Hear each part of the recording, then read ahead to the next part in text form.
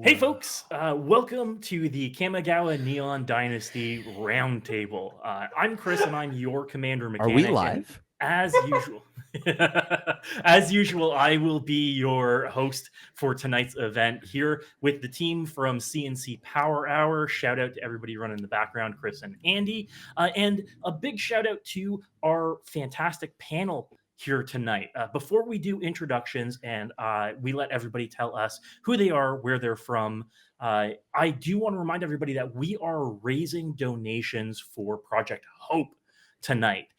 Hit exclamation mark donate in chat for how to donate. But if you donate in increments of $5, you're entered into draws to win a bunch of stuff. So not only are you supporting a fantastic charity and cause, but you can get some goodies as well. Everything from Pinfinity pins to precons from the set through to arena goodies as well. Do be sure to check it out. We're even giving away Infinite Tokens bundles as well. So real good stuff. Do hang out because we'll be doing some draws for that towards the end of the event. As we get into this, sorry, Clay, go ahead.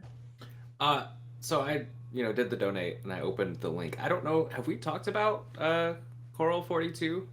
Has that been addressed? Did that just happen, or was that like an earlier in the day thing for the donation?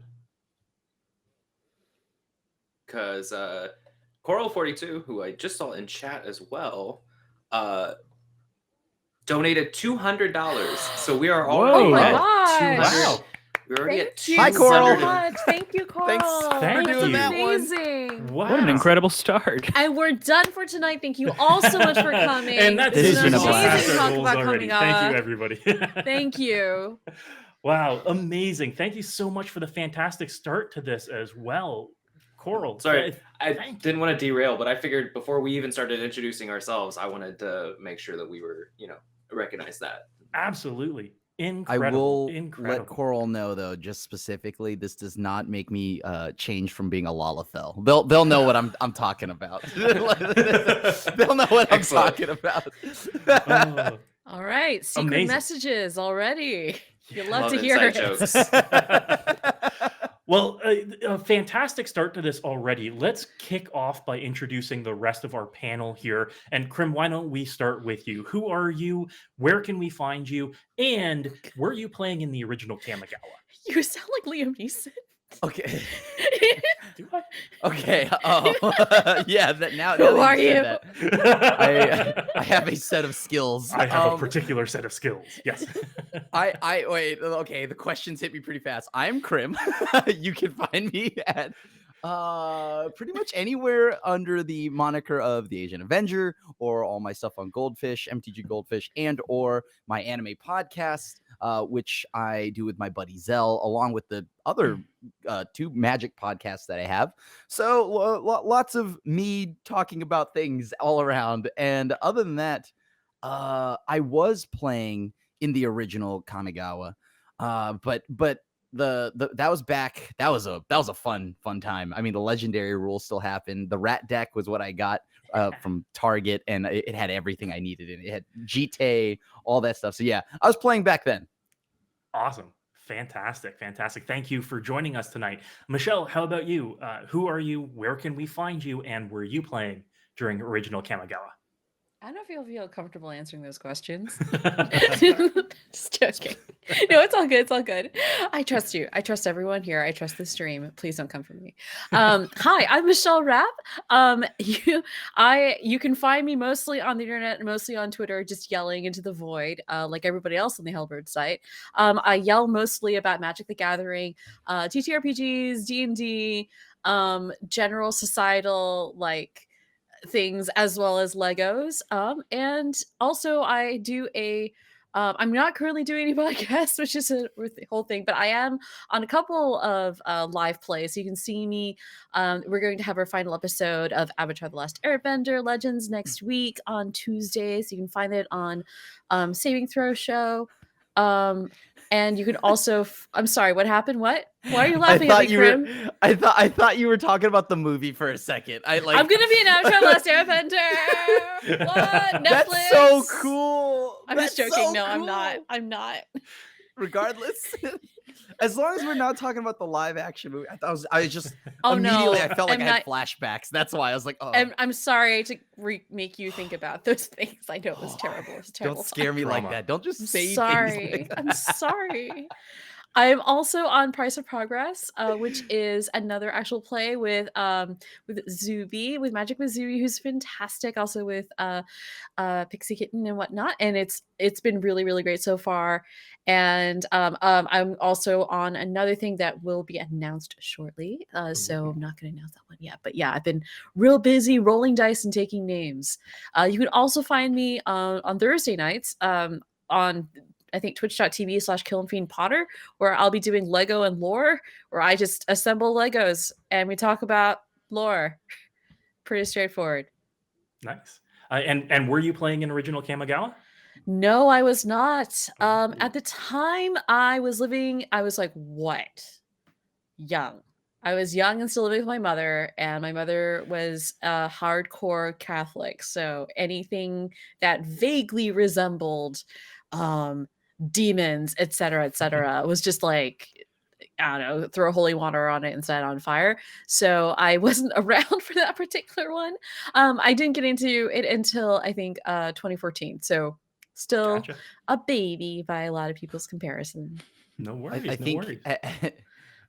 that means probably your mother would have like gotten like a fire hose and just like hosed me down with holy water because I ran around with like, look, magic cards, Darth Maul on my shirt, a demon, a real demon. It's a real demon. Get out! Get out of my house! Just Awesome. like lit some incense. Dan, we'll throw it over to you. Who are you? Where can we find you? And were you playing during original Kamigawa? Hello, my name's Dan. I am one of the co-hosts of the podcast, The Commander Sphere, with Rachel Weeks, who's great if you're not familiar with her. We're both comedians, and it's a comedy EDH podcast where we talk about Commander, and we talk about just any number of tangents that we end up on. We are not terribly focused, so it's just mostly us goofing around for a couple hours every week. It's a lot of fun. Beyond Magic, you can find my writing all over the internet. I work with The Onion. I have love written a that book site. called Oh. I Am Not a Wolf that is available now. Yeah, I actually was playing Magic during the original Kamigawa. I was about 13. I was like about a year in when it first started releasing, and it was like one of the first sets that I got to play with friends, which was a lot of fun. Hey, we're So the yeah, same very, age. very nostalgic place in my heart, the original set. Absolutely. Clay, of course, yourself, many people familiar with you here, but who are you? Where can we find you? And were you playing during original Kamigawa? Hi friends, I'm Clay or Claybee. I'm the CNC representative for the roundtables. But you can find me here at the CNC Power Hour. We've been on hiatus for a little bit. I just was talking about that in the chat. We're doing tech work, kind of rebuilding some of the stuff that we use for our EDH play. But we do virtual EDH Wednesday evenings and Sunday afternoons, along with a lot of like pre-constructed content. If Magic has put out anything as far as like precons, we've played it on stream, like Explorers of Ixalan and the precons themselves and anything else. You can also find me every other Monday on the Venture Maidens, where I'm in a Magic D&D campaign taking place on Theros, which has been super, super fun, as I have learned how to play D&D live in front of people, which has been an experience. The best way. Yeah, when Sage, who's a member of the Venture Maidens, reached out and was like, hey, do you want to do this? And I was like, yes, I've never played D&D before. And they were like, absolutely. I was like, perfect, sign me up. So that's been super fun. You can also find the VODs on the Mind Sculptors YouTube page. Otherwise, you can find me on Twitter at MTG_Claybee, where I yell about my animals and really dumb Magic interactions and my frequently successful attempts at breaking the arena client. Nice. And Were you playing during original Kamigawa? oh, that's right. That's the third. I knew I was counting them for a reason, and then I got distracted. No, I was not playing during the original Kamigawa. Like Michelle, I actually started in 2014. So Twinsies! yeah. High So we five. I'll get up there. I actually at the time, I don't even know if I had heard of Magic. I grew up in a small town in Indiana, so while we had Pokemon and Yu-Gi-Oh and stuff, Magic wasn't on the radar. But yeah, no, I have looked back at the old set a lot, but I didn't experience it myself. Cool. Fantastic. As I mentioned, hi, folks. I'm Chris, and I'm your Commander Mechanic. You can find me by searching Commander Mechanic everywhere. They'll let me make content. And yes, I was playing during original Kamigawa block as well. That was actually like my heyday for Standard. I was in college at the time and was like a big grinder when it came to the Standard scene. So intimately familiar with playing a Yumezawa's Jit to destroy a Yumezawa's Jit in the format. So definitely brings back some flashbacks seeing this new set. Before we dive into our next questions and talk more about Kamigawa, I do just want to shout out that we've crossed the $350 mark for donations already. We're barely 30 minutes into this, not even 30 minutes into this, and we've surpassed our target, which was $300 for the night, and we're on our way to 400 already. So thank you all so much. Absolutely incredible out there, raising money for a good cause. If you want to donate, again, hit donate in chat. Donate in increments of $5 and be entered to win some fantastic prizes as well. Thank you, everyone. All right. So getting back into talking about Kamigawa Neon Dynasty, we have been bombarded with a whole bunch of new cards that take us 1,200 years removed from original Kamigawa. And that's been a little bit of a shock in terms of people who played originally and what people are seeing now. Some of the names are the same or references to old cards, but we're getting brand new mechanics. We're getting brand new cards while getting a little bit of that nostalgia hit from the original block. I want to go around and I want to ask everybody real quick. Do you have a favorite card from the set now that we've seen everything in the set? Do you have one thing that stands out to you? And why might it stand out to you? Dan, let's start with you. Is there any card in the set that speaks to you, we'll say? I mean, I think it's a popular one to pick, but I am so amped on Go Shintai of Life's Origin. I am a longtime Shrine player, and having a dedicated Shrines commander has me super, super stoked. I have been trying to make a Shrines deck work pretty much since I got into Commander. And so having not only a bunch of new Shrines, but a commander that, is made just for the archetype, is super fun. I'm excited to build it. I'm excited to see the number of different takes people are going to have on it, because it's like, really deceptively wide open. Like there's a lot you can do with it. And so I'm excited to both play and play against this card. Despite it being a shrine, it has a really heavy use with any enchantment style deck as well, with that activation on it. So interested in seeing what people do with it. I've had people reach out to me and say, this is what we've been hoping for. So glad to see that Wizards is leaning into that right here. Clay, how about you? Any card speaking to you? I can't believe that you expect me to only pick one card here. I have a whole list of cards. Like I went through Scryfall last night of like, these are the cards I'm going to tell Chris about. I think as like the one that's like most going to impact what I do soonest, it's probably it's Mech Titan Core.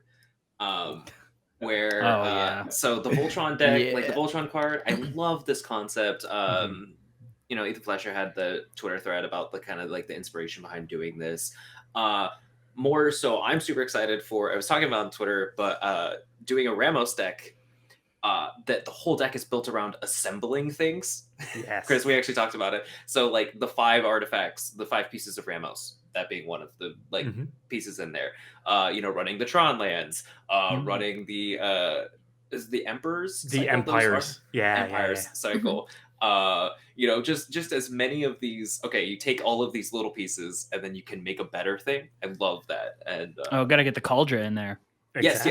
Yes, Cauldron's in there. Maybe we get to pit all the pieces of Cauldron on Cauldron. Yeah, Crim, I know for you, Cauldron's the Cauldron killer himself, right? Yeah. But yeah, so I'd say Mech Titan Core. I like just conceptually kind of embodying so much of the set. Fantastic. Awesome. Michelle, how about you? Anything speak to you? Anything you're excited for? Can we include the commander sets, or is it just the OG No, let's go stuff? with the stuff out of the commander sets as well, the I precons. Oh, the precons.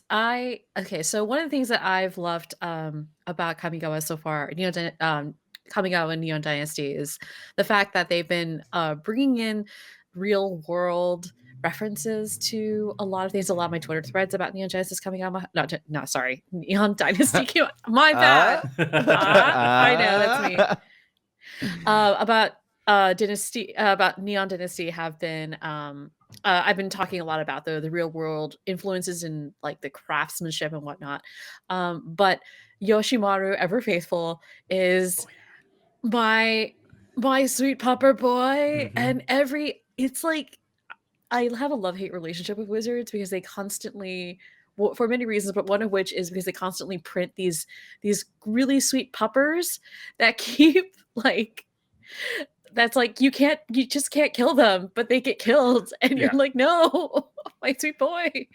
But the actual inspiration for Yoshimaru is Hachiko, who was an Akita in the 20s, who was waiting for his master, who was a Tokyo University professor, to come home every single day on the at the train station. And one day he had a heart attack at work, the professor, and so the dog didn't know that he was dead and just kept waiting at the station for him every single day Mhm. for That's almost so 10 sad. Yeah, years. and there we've got That's the so sad. statue as well, or at least half of the statue. Half a statue of Hachiko. It's a half Yeah. Hachiko.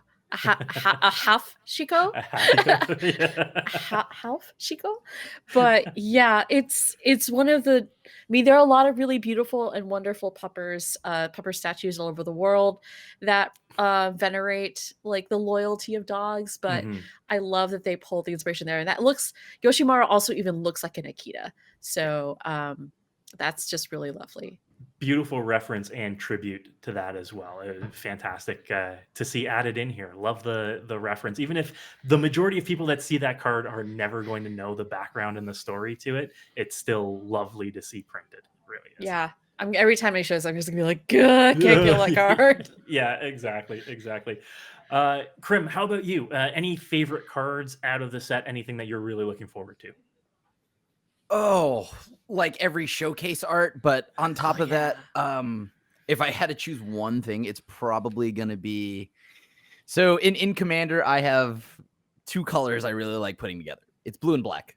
And so naturally I would be really excited for Satoru Umezawa, Mhm. but specifically I am the most excited for the Buy a Box promo, just because Yes. the artist that did it, Yoji Shinkawa, is the concept visual artist of Metal Gear Solid. Mhm. So when they got that on there, oh yeah, you know, I was running around in my room in a box, and like I'm going to play this deck in a box while like I'm gonna be hidden in it, and I'll slowly, my hand's gonna reach out and play cards. Yeah. As because, well, first off, Metal Gear, and then number two, I wanted ninjas, like a ninja commander specifically that wasn't Yuriko. Mhm. Because Yuriko lends itself to just kind of being the same play pattern every time. And don't worry, I will actually just be playing for the most part, a fair ninja deck. I'm not gonna be sneaking in a Blightsteel Colossus. We got him. We got him. Like, Got him. but genuinely, I've just been wanting a ninja commander for the longest time because I have a rogue deck. I love that deck, and I have a blue black fairies deck.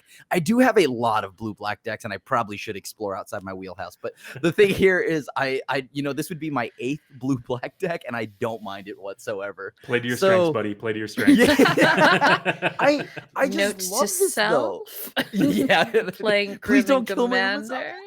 yeah. Look, it's blue and black. I love Demir, and I love ninjas. I love tempo. I love cheap creatures that have like that get stonewalled by Solemn, backed up by counter spells. Like, yeah, this is just everything I've wanted, and as again, like the artwork is just perfect. It's just too cool not to love. Yeah, I really do love some of the showcase arts that they've done, especially with the special artists that they've brought in to do them as well. absolutely stunning. And the fact that they've been doing this for the past couple of sets as well, doing like the Dracula themed cards, and now they're bringing in special artists for this one. Love the direction that they're going with it, even if they might be overdoing it just a little much. So I want them to ham it up. Like, there's the Fist of the North Star stuff. Like, oh my yeah, God. the You Are Already Dead. When they spoiled that, Twitter exploded over it. Is so good. The specifically the CEDH joke about demonic consultation, right? Naming You Are Already Dead. Yeah, Like exactly. for the Thoracle win is amazing. Yeah. Like beyond the reference itself and appreciating that part of the Commander community immediately realizing the meme potential there. Yes. Great. Just love that. Yeah, the meta joke that you can name now with this is so chef's kiss. Oh, I love it. It's so good. The card that I'm looking forward to most is Kodama of the West Tree, personally. Ooh. Oh, that's such a. Oh my God, that card's ridiculous. So not only is it really powerful in terms of a card on its own, but the fact that it's taken them 18 years to finish this Kodama cycle as well, and the fact that we now have the Kodamas for each of the trees and the center tree is like I love this reference to it, and the fact that they've seeded it with East Tree in Commander Legends and now West Tree in Neon Dynasty. I just love that they have gone back and kind of filled out the lore and filled out the world with this now too. I think it's fantastic. It is a bonkers strong card too. It's super good, but I just realized I can also put all of the Kodamas into the Ramos deck. Yeah. As the, like one super Kodama. All of one more, if you don't mind, one more card I forgot to mention because I also like cats is Lion Sash. Yes. Because I have a Kittens with Mittens EDH deck, and this is not only a kitten, but it is also a mitten. It is a kitten mitten, so it's going in there. I felt the same thing with Lizard Blades. I have a Ketis Jessica deck, and I just want my lizard to hold lizards and have double lizard strike. Double lizard strike. Yes. Oh, all of this is great. Absolutely love it. Yeah, and these reconfigure cards are really neat too. I love the pivot on the equipment theme here and the kind of evolution of it. The fact that the stuff that you wield, the weapons you wield, the equipment you wield can be living creatures as well gave me big Flintstones vibes to it. Where it's like the tools you're using are talking to you at the same time, kind of thing. Like it's very Knight Rider, yeah. Also, yeah. It's Kit talking to you as you're driving him, kind of thing. This is like your vacuum cleaner telling you it's a living, except they're or knives like that you're stabbing someone with. Or like what is it? Jarvis. With, Tony exactly. Stark. Yeah. Exactly. Clay, I know about Jarvis. So it's funny the like specific impression, especially is like they can like be a creature or be a weapon. Like I like the reference I thought of was Bleach, actually, with the Zanpakutos having spirits themselves and being this like functioning thing, which made it really funny when they showed the Mind Link mech. I think is the name of that card, because it like the artwork specifically reminds me of a scene from Bleach, and so I was like, this is they took the impression I already had, and clearly somebody also was thinking about this because Kamamura, the captain, whose Bankai is literally just a giant like armored warrior, they like almost do this scene where he's like getting ready to fight, and then behind him the giant Bankai is doing this same motion, and so I love that. Nice. I think this whole set's just dripping with like references. Oh, and absolutely. Flavor. Yeah. Like that's why I'm in love with this set. It's just there's so many things here. And like I think one of the other things that I really liked. I mean, the card itself isn't like gonna change anything, but the Akiba Reckoner Raid, the backside being a nod to the bike slide from Akira. Mm-hmm. Like, oh man, that's so cool. I also wonder if Born to Drive is a reference to Pacific Rim because it's got two pilots. Oh, and yeah. I don't know if that's a deep cut or if that's just me really liking Pacific Rim. It's a perfect movie, and I will fight. I will fight everyone. There are just so many references to pop culture in this, which is something that we're getting kind of new to Magic, where previously it's been kind of divorced from pop culture and references. But for the past, I'd say, year plus at this point, we've been getting a lot of references to existing real world properties in Magic, even if they're just little nods, and stretching back to Strixhaven with the Magic School tropes and archetypes, and seeing references and nods to that throughout media as well. How do you feel about that being pulled into Magic sets? Is this like, I think that we're all sparking a little bit of joy when we're talking about them. It's getting us all a little excited. But do we feel that it's something that we definitely want to see continuing to move forward? I mean, me personally, yeah. I mean, I don't mind it. I know that there's I like the secret layers. I love the Stranger Things one. Like, I like the idea of just other IPs, and because I mean, it's a multiverse. Other dimensions exist, so it doesn't bother me as much. I mean, and yeah, like that, like we're already working on, like, people get stuff altered all the time. So now it's just like, if Magic kind of does it for me, like I I guess that's great. So I hope we continue to get more things like that. Because I don't know. I mean, Magic's a big game, and it's nice to see it partner up with other properties. I've always been a fan of that, just like how like I don't know. I still dream of the day I get to see a Pokemon Magic crossover. Unlikely, but like, yeah, like I want to see more and more like references to other things outside of Magic. So Fantastic. Dan, what do you think? The references to external pop culture and other franchises, is this something that you like seeing in Magic? Yeah, I think, and it's also something that's already very present in Magic. Like, Magic's lore has always been very referential. You have like the Lovecraftian origins of like the Eldrazi and Merit Lage and stuff like that. You have like there's like a lot of cool references in Magic that have existed for a long time, and I like that this kind of it almost fit thematically in with the set for me, because like it definitely feels like part of the story was this push and pull between like old and new, nature and technology, progress and tradition. And it was cool to see that used as a way to like reference not just like the folkloric origins of it, but also like the pop culture influence that like those folkloric origins developed into today. And so I really enjoyed it, and I thought, like, none of it to me felt like outside of what Magic's done before. And like I think that, I don't know, I like science fantasy, I like high fantasy, and it all has worked really well for me. Fantastic. Clay, what about you? The references to external pop culture, into it?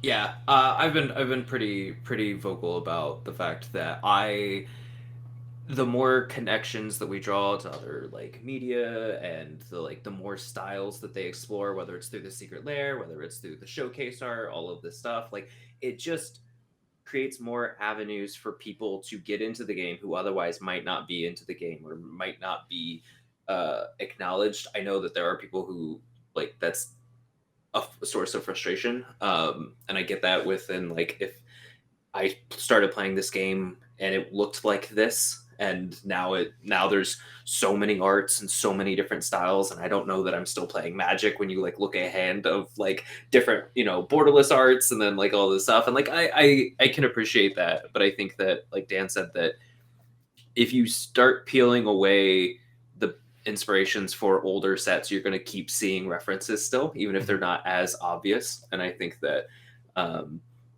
this set specifically took its shots in like the correct places. Like I didn't feel like there was anything that like they shoehorned this reference in, it was inappropriate, or it didn't fit.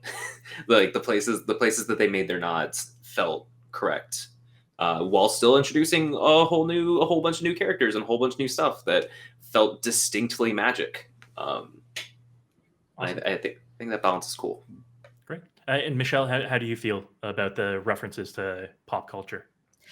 I mean, what is particularly great about Magic as a game is that its core philosophy, that of the color pie, I think is so well designed and well thought out that it really can apply to anything. I think this is really just a prime example of how the color pie can stretch and move and shift and modify. I mean, we've seen this before, right? It's not as if Innistrad isn't full of its own pop culture things. We have a whole Dracula like skin new art style like thing, and it's been pretty on the nose. Like I think for a long time, Magic has always found its inspiration from other places, as Dan mentioned. What I think has been really challenging for this particular set is that one, we're dealing with a very specific culture in mind that is still living and still growing, and two, that this culture is also extremely complex, as is any culture. And so I think that the attempts made by this set to try to encapsulate as much of this world within like what, a few hundred cards, it's pretty admirable. Does it succeed all the time? I mean, more often than not. There's definitely a couple of cards where I think that could have been better or missed the mark, but all in all, I think it's a very good move as a whole. Fantastic. And you touch on a great point there. Kamigawa is a plane that is rooted in culture. It's very clearly shows, it's written on its sleeve. When they announced that we were returning to Kamigawa, did you have any concerns about how it was going to be treated? Michelle? I was extremely concerned. Just to not put a fine point on it. As an Asian person, an East Asian person, specifically Vietnamese person, in the gaming space, and especially just as someone who is aware of media representation of Asian folks in general, it's hard not to look at something like a return to Kamigawa and feel a sense of dread, particularly given how well and not well Wizards of the Coast has handled these topics before, and not just with communities of color, but also other marginalized communities, say queer communities as well. So given the past records of the company, I was extremely worried, to say the least. I was really kind of hoping that I wouldn't have to spend the next couple of months just yelling at my computer. Luckily, I don't. But yes, given the amount of absurdity in the last set, I was really wondering what would happen here. Right. And pleasantly surprised by it in the end? I think that there are a lot of things that Wizards has done right in the release of this set. I think that they've learned a lot, especially from the TTRPG space, with regards to bringing in cultural consultants. And I think also that the world has changed in large regard between the time the last Kamigawa set was published and this Kamigawa set. Studio Ghibli has released a ton of films. Anime obviously has become a huge influence on the world. The other day I was watching this amazing music video featuring a Cree dancer in Canada who had a Naruto like headband, and I was like, you're dancing a traditional Cree dance with a Naruto headband, like, okay, this is amazing. But yeah, I just think that the world is a lot more accepting of outside cultures, especially in America, especially of Japanese media. So I think those things have contributed as well. Excellent. Crim, how about you? When they announced the set, did you have any concerns about how it would be handled, and how did it come out in the end? Feeling better? I mean, I was mostly I was concerned with the power level. In that, like, is this going to be too weak? Am I going to have to deal with Bushido like V2? I was worried about a lot of the mechanics. I was worried about them maybe trying to overcorrect something, like maybe, oh, this needs to be more powerful than the previous set, or maybe this needs to be significantly less powerful, like an Ixalan. I didn't want an Ixalan. I didn't want an Eldraine. And much like, like had been previously mentioned, Asian cultures, how are they going to handle this? So this set had a lot of things actually going against it going into it, like, and somehow they managed to actually not only meet my expectations, but surpass it significantly. From a marketing standpoint, they went ahead and actually gave us more lore, and it was pretty cool. They gave us the marketing, like they really went into it. We had a collaboration. I never thought in the year, like if you would have told me like 5 years ago that there would be some tie to Hatsune Miku and and Magic, I would be like, you're lying, quit trolling me. And the fact that there's all these references, and they're like very proud to like reference tons of other like things in the world, like pop culture, like in the set, and do it well mostly. And it's not like a cheap cash grab. Like, you watch a movie and it's like, here is like, watch any of the recent Star Wars movies, Pepsi, right? And like, yeah. So Here's it's an just like adorable that. thing that you will viscerally want in your life. Yep. I'm glad they didn't do that, right? And I'm glad they handled this with a lot of care. And as previously was mentioned, I love that they brought a consultant for the cultures that they're trying to like implement into their game. That was huge. And it shows here. It really does show here. So I'm just happy that this set was amazing. It's designed well. It's marketed well. They did everything right, I think, with this set. Fantastic. Excellent. Dan, how about you? When they announced the set, did you have any concerns about anything from the background in the setting through to the cards themselves, the power level, knowing the set that preceded it in terms of Kamigawa? I mean, my main concern was just, like a lot of like power level and mechanical stuff. Because obviously, when it comes to the cultural stuff, I'm a white guy from the Midwest, so I try to just like, I don't consider myself a academic when it comes to Japanese folklore.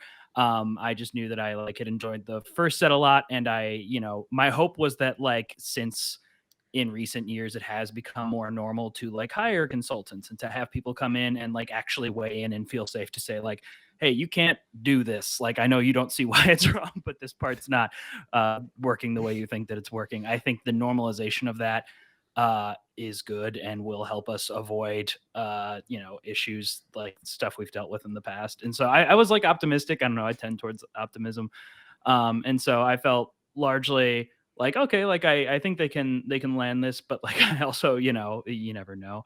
And so I think like my main concerns were just that the first Kamigawa, I have a lot of nostalgia for it because I was playing it when I was young, but it was also like widely considered to be like a very difficult set mechanically. People like had a very hard time with like the format. I was very young, so me and my friends all enjoyed it, but I was curious if it was going to like be greeted as warmly as it was greeted by me and like people who had that nostalgic connection.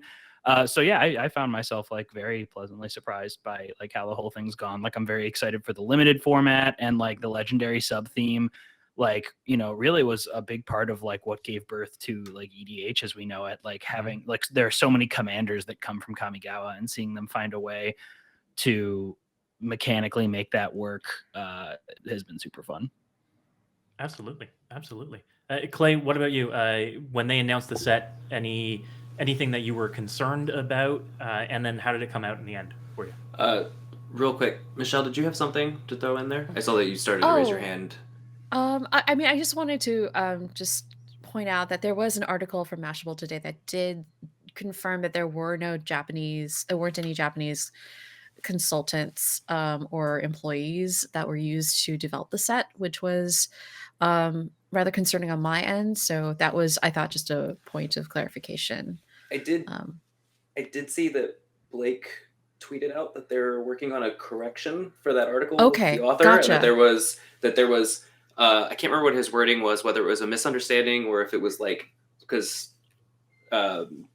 somebody else had posted specifically those paragraphs talking about the fact that there hadn't been any Japanese consultants, and Blake responded underneath that with not very much information, like for going for the clarification, other than simply saying, "Hey, we're working with the author to get this edited." I don't know, but that was like an hour before we went live.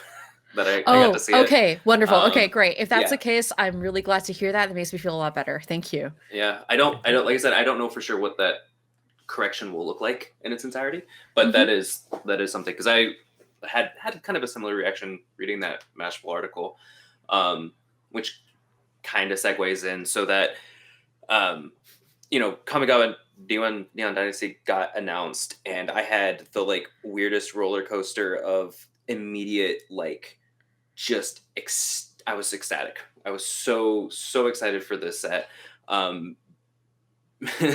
Being my brother in chat trying to lighten the mood. Being Japanese American and like, but growing up in the Midwest and having kind of like these like really weird relationships with Japanese culture and all of this stuff, I was like so excited, and then immediately very concerned about what the set was going to look like and how the execution was going to go. And so I had this like, I was overjoyed, and then I was like really upset and kind of, or not upset, but like cautious. And then I kind of came somewhere in the middle where I was like, I'm going to enjoy the pieces I'm going to enjoy, and we're going to see how the rest of it goes. I think that the rollout has been my favorite part so far of the set, and the fact that they have managed to I hope that they do this going forward, even for sets that aren't as culturally rooted as this one. But between having the roundtables talking about the discussion, kind of pulling back the curtain, introducing the cultural consultant, talking about mistakes that they made in the previous Kamigawa, where it was like everybody has a sword, like things like that. Showing the mistakes that they made, showing the work that they're doing to correct those mistakes and to avoid those mistakes going further. I think those are all good things and steps that can only keep improving the game that we experience. All in all, I like Crim, and they surpassed my expectations. Like I said, I was kind of measured. I was trying not to let myself get away, and I love this set. I'm super excited to play it. I'm super excited to see where we get to keep going from here, and like if this set sets a precedent, what the next sets look like. I'm really excited for that. Awesome. That world building stream that they did really did make me feel like so much better about it. Like just the things that I learned from that too myself was pretty cool, right? Like the way that like a kimono is like tucked in one direction or the other means one thing or the other, and I didn't even know that. So that's so cool that they Mm-hmm. Yeah, I completely agree with Crim. Sorry to cut you off. I didn't mean to. No. Keep going. Oh, okay. I was so relieved to hear that, because I think, particularly when you grow up as part of the Asian diaspora here in the United States, like I live right about you, Crim, but there's like, in my experience, I've had a lot of people sort of just conflate, like, oh, you're Asian, so you must know a lot about like kung fu and samurai and ninjas and stuff like that. And it's just like, dude, there's actually like quite a bit of nuance and a lot of history and lore in it. Like a lot of these things deserve to be treated with respect and with intention. And I love that there was a lot of attention paid to that, like down to, I believe, the kinds of weapons that are depicted in Kamigawa. A lot of folks were expecting things like nunchucks, which are an Okinawan a weapon, and since the set itself is very much focused on mainland Japan, it doesn't really make sense for weapons like that to be shown or to be brought in, right? So I really love that there was a lot of care with these things, which is great. Absolutely. Fantastic. Now, Crim and Clay both touched on the lore a little bit, especially the lore rollout that we saw here, and we'll talk about that in a second. But I do just want to remind everybody that we are still raising funds for Project Hope.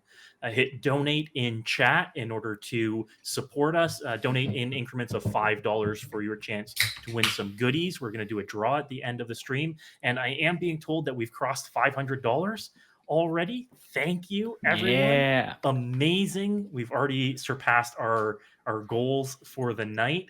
Keep it up, because we're just gonna do more and more in terms of goodies to give away and draws towards the end of the night. We are going to do a Q&A closer to the end of the night as well, so if you've got any questions that you want to ask of the panel, make sure to redeem your highlighted message in chat so that we can go back and take a look at those questions. All right. Fantastic. So, as I mentioned, Crim and Clay, you both touch on the lore from the set, and specifically the lore rollout from the set. We have seen with Neon Dynasty a return to regular lore updates and story updates being given to us over time for the set, which is something that Wizards discontinued for a while, and now they're giving us again. Sorry, go ahead. I just wanted to correct that if you don't mind. That actually has been returned since right after Beyond Theros, actually. Oh. So we've had it for quite a while now. Yeah. I Sorry. found out last night that there was lore to this. Yeah. As a person who does a lot of lore. Yeah. There you go. No worries. Well, So, Yeah, Crim, like- since the story is fresh in your mind, what did you think about? What the did you story? think? Yeah, okay. Tell the so class. Since I read this last night, I found out Umezawa, like Satoru Umezawa, was even cooler than I thought. I didn't know that his tattoos could attack people. They're like spirits and kami's or whatever, and then essentially can come alive and attack. That's pretty cool. And then on top of that, the Tamio thing, I was like, oh, well, this is cool. Like she like Tamio's Phyrexian now. And then I found out more, right? I'm like, oh. Yeah, being complete, that does make it a little more saddening for me. But yeah, like all around, this set just gave me more lore, and that's kind of what I wanted because, look, let's be honest here. Like Kamigawa is the set, right? And like the set that I've been like dying to see, and like I want a D&D set here. I don't play D&D as much as I wish I could, but if they made a Kamigawa like book or something for like us to play in D&D, I would start like I will find people to make a group right away. And yeah, like this is just a very rich plane. So I'm happy it came with the stories. So it was just fun to read.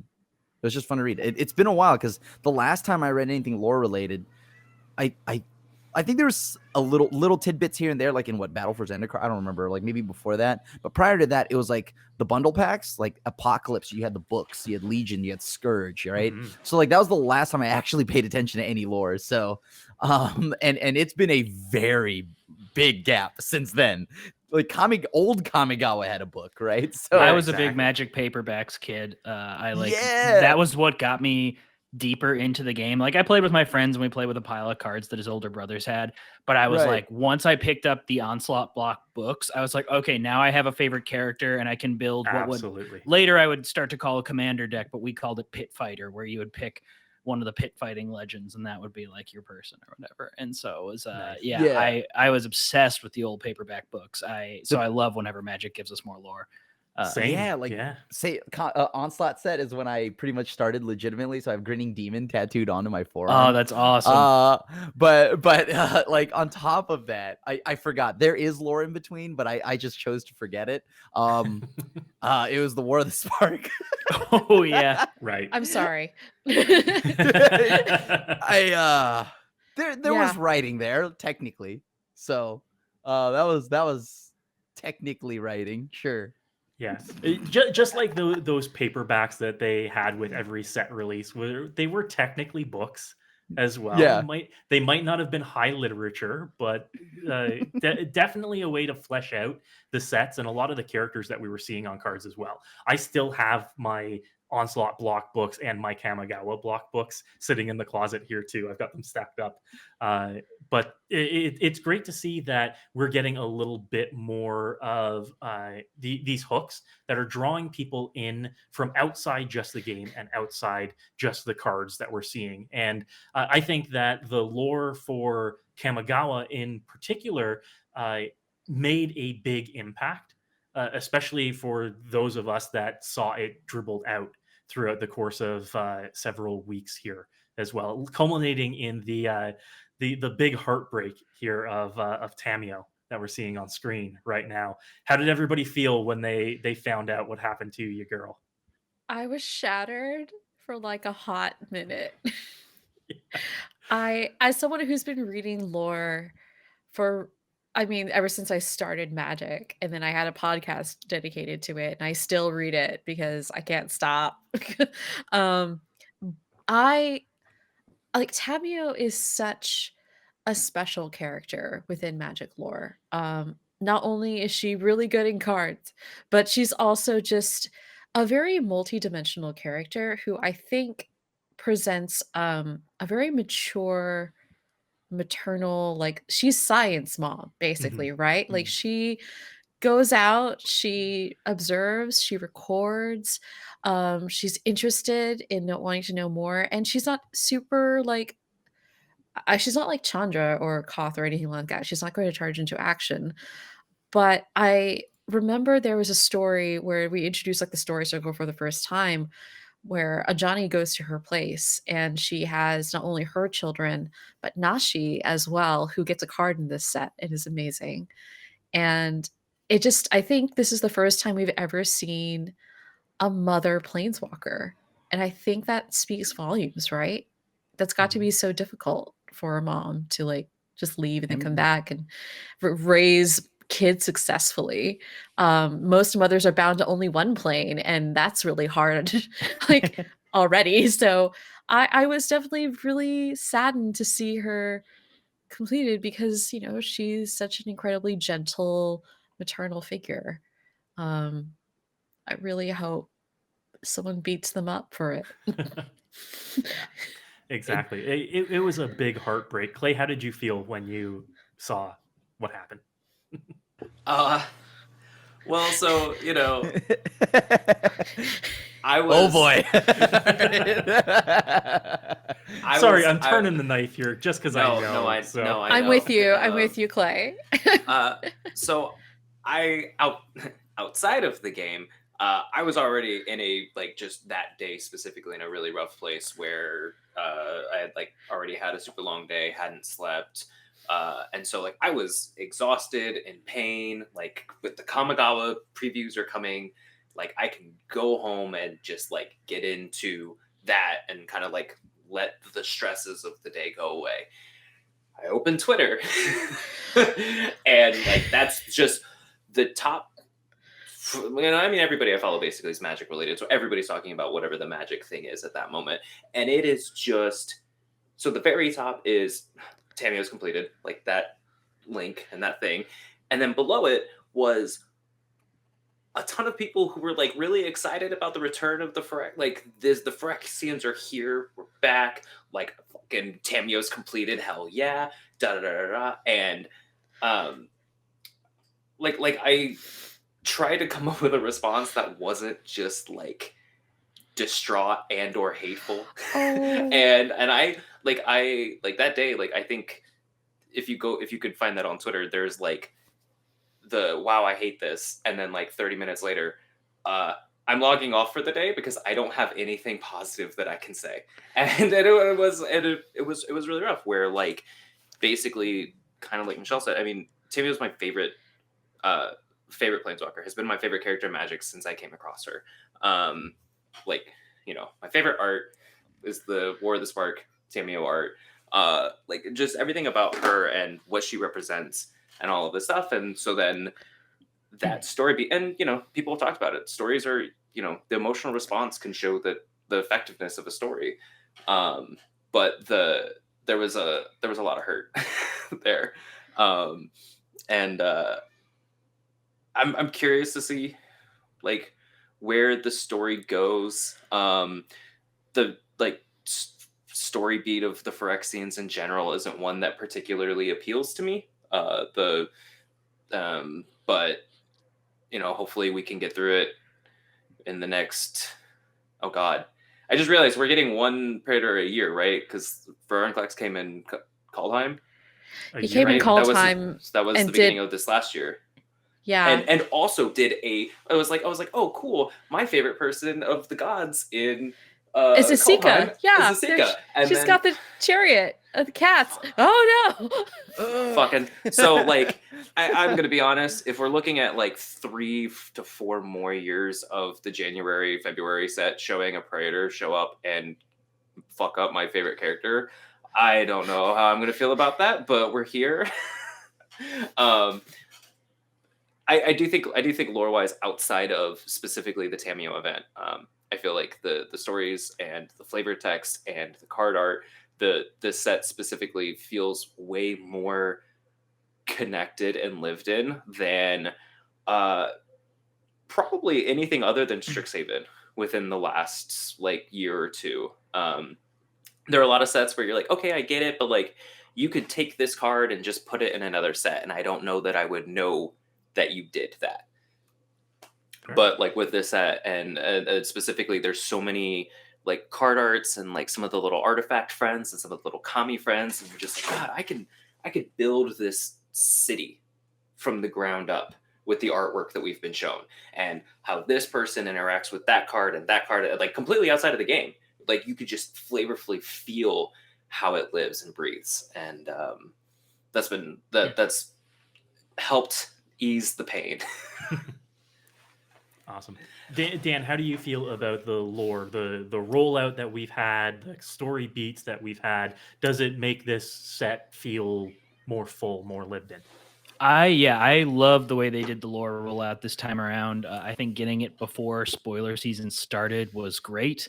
Up until now, you have gotten the cards, and then the lore would come out in like weekly chunks, and you would kind of be like looking at what story spotlight cards had come out, and they wouldn't necessarily be in order, so you'd be trying to piece together a plot and figure out what's going on. It felt like a little bit like you were puzzling the story.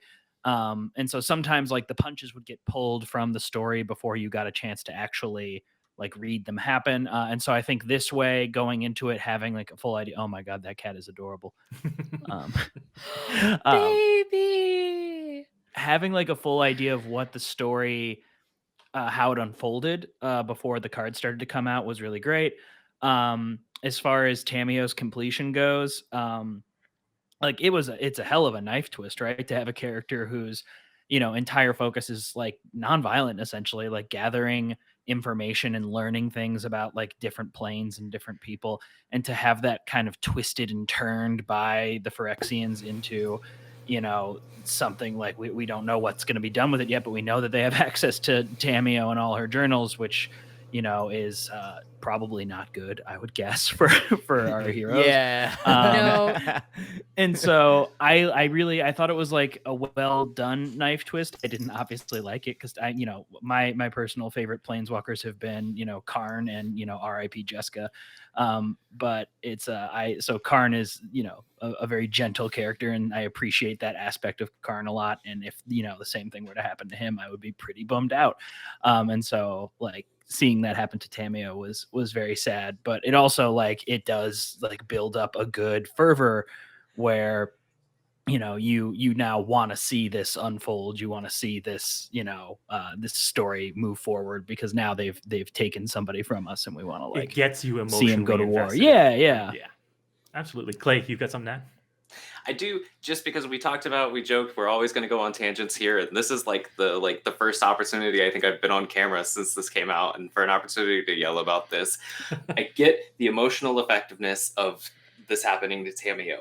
However, how many dumbass like 20-year-old planeswalkers are running around with no idea how their abilities work or all of this stuff, right? And the first one who gets completed is the brilliant field researcher who goes out and survives fighting Emrakul. Like that story beat was so frustrating to me outside of the impact of Tamiyo. It was like, this is the first one. How is it not Teo or like any other like person where like this Tails my favorite. I'm just kidding. and no one's ever said that. No one's ever said that. But like the emotional connection is reasonable, and that's a real thing. But like with the in universe power scale, if you want to think about planeswalkers on that way or whatever, right? Like Tamiyo has to be up there as far as experience. How many planes has she been to? Mm-hmm. How many like things?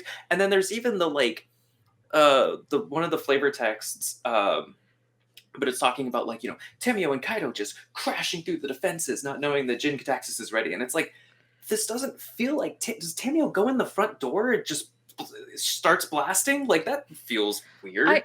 In the story, I think Kaido bursts in and Tamiyo's like, oh, okay, I guess we're doing this now.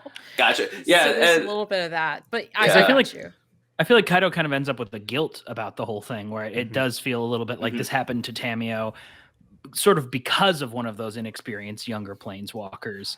Right. It just feels weird that it feels weird that one of them wasn't the first one the Phyrexians caught. Well, wouldn't it make sense though that it's MTG Mom to kind of like put herself in a situation for everyone else? Mm-hmm. But Right, that's like- such a bad trope. It's such a bad narrative trope. It is a narrative trope that, yes, like anytime you, just like how when you see a character get too much development, oh, that person's dying. It's like Yeah, it's like we saw this with Bambi. Like we don't need this I was again. 1 week away from retirement, and Yeah. My right. last mission. Let's go, everyone. One last ride. Yeah. Before I But- get to retire to the country. Yeah, would you like to meet my lovely family? Like it's Yeah, you have to think though, like the emotional investment has gotten so many people interested in the lore now as well. It's such a story hook for people to be interested to see where it's going moving forward. That, and it's such a high priority get for the Phyrexians to be able to complete a planeswalker that has sealed away the Eldrazi Titans, to have somebody who has all of that information and all of that background and all of those journals stored away.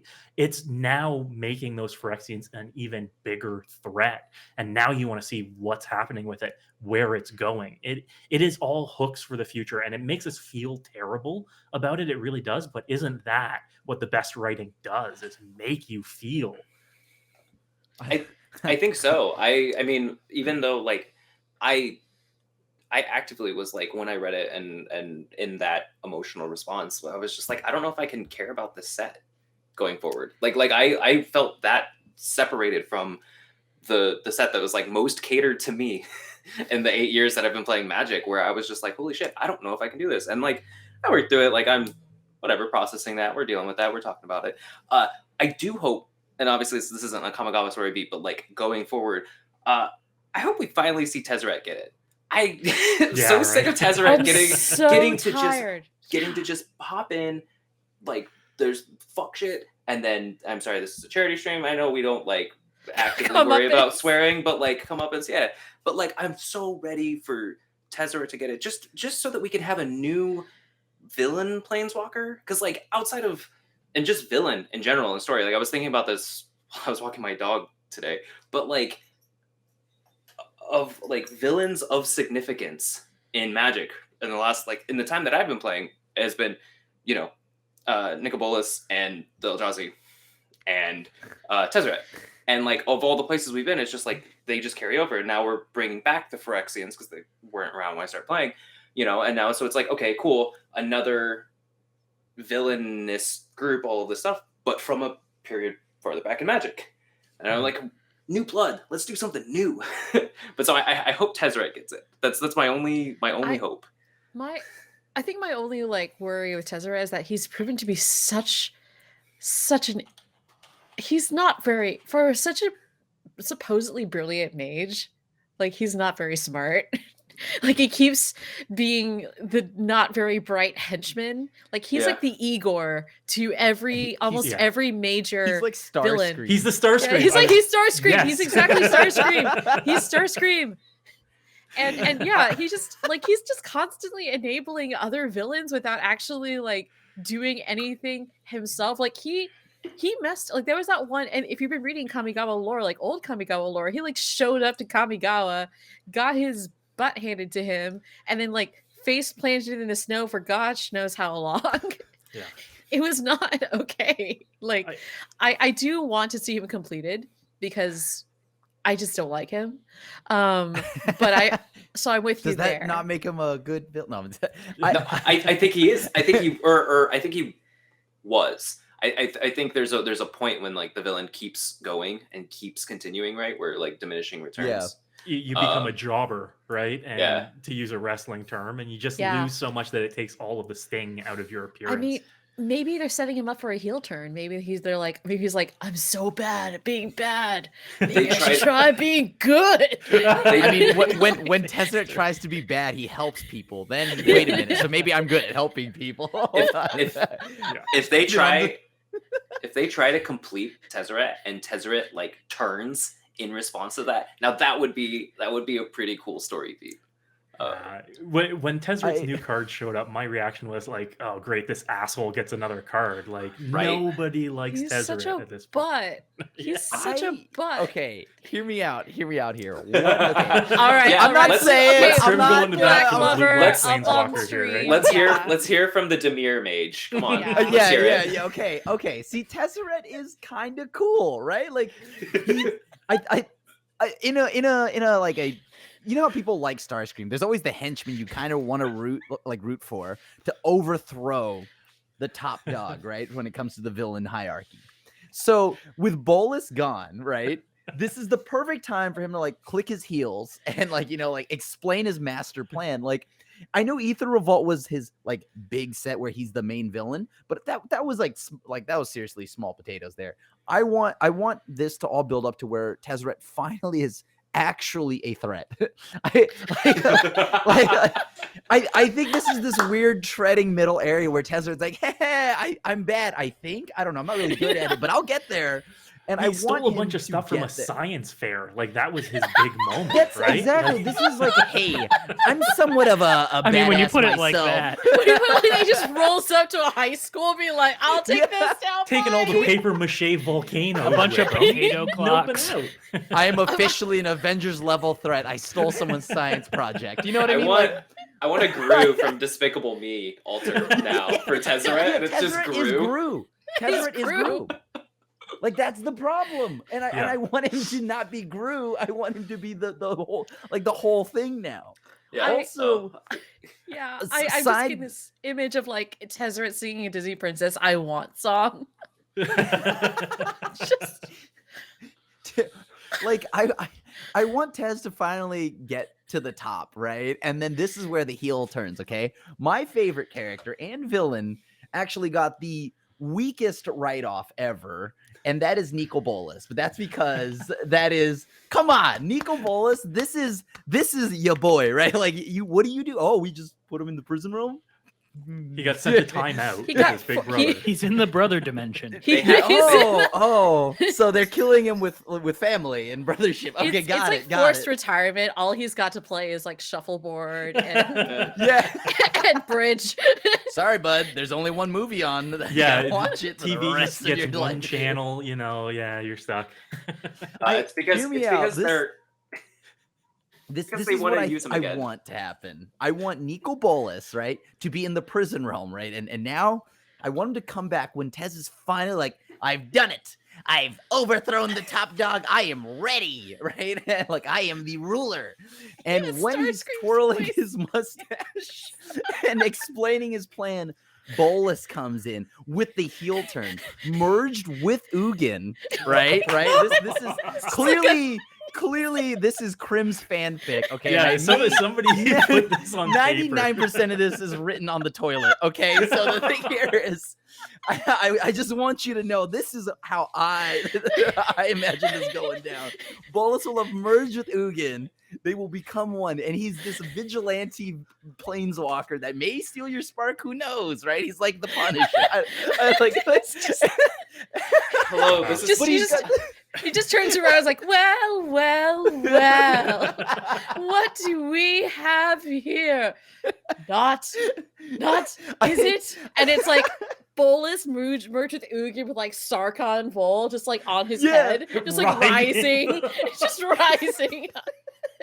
I actually want like to Rocket Slug mentioned, so many bad one-liners will be said, right? But I'll accept it if I get that, and then Tez is like, but you're in the prison realm, and then that's where like Bolas Ugin will be like, nothing can contain this great power, and something about Christmas, I don't know, like, and then comes in and just like uppercuts Tez.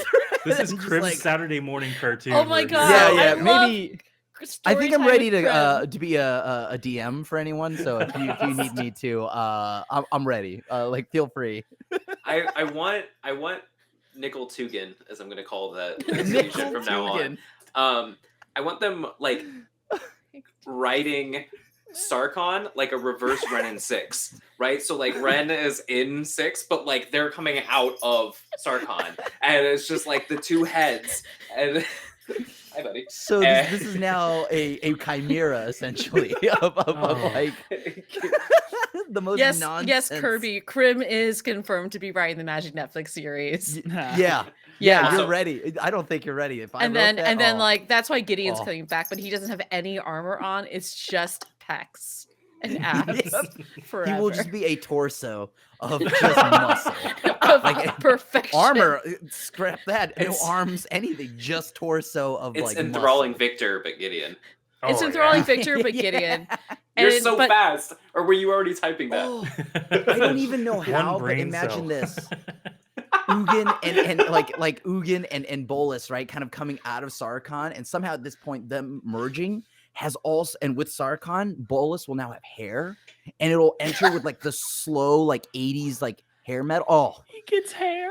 It's like Watsy, heavy. It's like that. It's like the Netflix. movie Heavy Metal. I'm just giving you money Paint and this ideas on the here. side of a Dragging van the for van. me, Yeah, we need please. to like spray paint this on the side of a van. Just like you know how Sarkhan can have like hands that are dragons that I always think are oven mitts, but they're dragon heads. By the way, Yeah. someone should make dragon head oven mitts. But yeah, one's Bolus and one is Ugin. It's just like wow. Oh. Exactly like And Sarkon's they talk to him catharsis. like Master Pandemonium, the Marvel character. Oh, Yeah. that would just be terrible. Again, I am just offering you. There's okay. Okay, if you had to choose between this hypothetical, you don't know right now, all right, what is going to happen on the Netflix show. But if you had to choose in the dark, would you have what you do know or this hypothetical unknown? Who do you hire? I gotta go hypothetical here. Oh, Dragon with hair. come on. Dragon with hair. I'm on board. Let's- And Oh, it's just so perfectly coiffed. But yes, I just love this idea of like the shadow of Ugin, of Tugin, of Bolus Tugin, just like with two sets of horns rising behind Tezzeret with like a reverb behind the voice actor. Yeah. So it's like Yeah. so it sounds like two voices, but it's one. It's like Yeah. Both heads Well, are voiced well. by. well.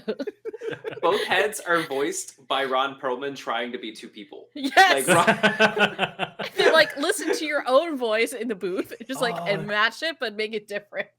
Oh, give me two Mark Hamills. Mark Hamill doing two different voices as the dragon. Oh, heads. no, the Mark Hamill Joker? voices Bolus, and then Mark Hamill voices Bolus voicing Ugin. Got it. All right,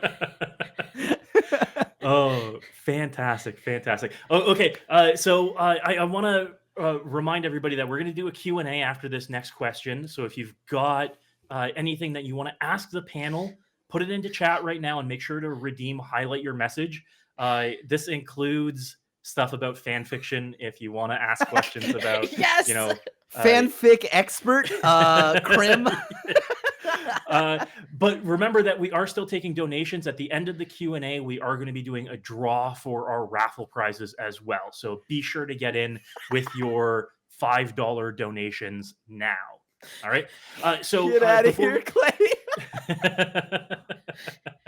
Can I get in this campaign? I don't For know real. if you're ready to handle the story that I've written. This mastermind of a brain. I would Oh, like to I'm point ready. out, Chris. I would like to point out, Chris did clarify safe for work. This is a charity stream. Safe for work fanfic questions only. Wait, Yeah. have you No, had like- it's not safe for slash work fic here. fanfic? Let's. No, like if a planeswalker was small enough to enter Thanos' butt. Please. Like if a planeswalker was like small enough to enter like Bolus's butt, like if they could find the cloaca. Oh. But you are more than We're gonna- welcome to ask me on my own time to write that story for you. We're gonna take Teo. We're gonna shrink Teo. We're gonna put Teo in Jin Gitaxis, and then Teo's gonna make a shield inside, Inside, and just like all the cut in walls half. just explode. All Sorry, right. Chris. Sorry. Now that like you Let's- Safe for let's work say- though, but okay. Chris- Now back to safe for work. Yes, please. Okay. Oh, all right. So, having explored that tangent, y'all, I want to ask everybody: is there anything that you don't like about this set? Is there anything in particular? I'm going to bring it back to the real. Going to bring it down again. But is there anything in particular that you don't like about this set? Crim, let's start with you. The sagas are laughably bad. Like as cards, they are so bad. Like it feels like they were trying. Like, okay, the art, everything is amazing. The flavor on them is amazing, but playability wise, these cards are like memes, right? Like I feel like they are meant to be so like they don't take over limited, which in turn kind of makes them too weak for anything constructed, which is unfortunate because the more sagas we get, the better. Like some of the new, like you have the new saga commander, right? Legendary. Like you would hope that these sagas would just be a lot better. And I mean, maybe one or two of them might make the cut, but for me, I feel like most of them are pretty bad. Yeah, and that Pretty saga bad. commander as well being just green and white too Is a a crime. huge miss on that, right? Yeah. I think that, come on, at least 3 colors. Give it partner or something, right? I mean, put it in the supplemental set or something, but like, yeah, that's kind of a bummer. A saga commander would be cool, and on top of that, better sagas would be cool. Yeah, for real. Dan, how about you? Anything that you don't like about the set?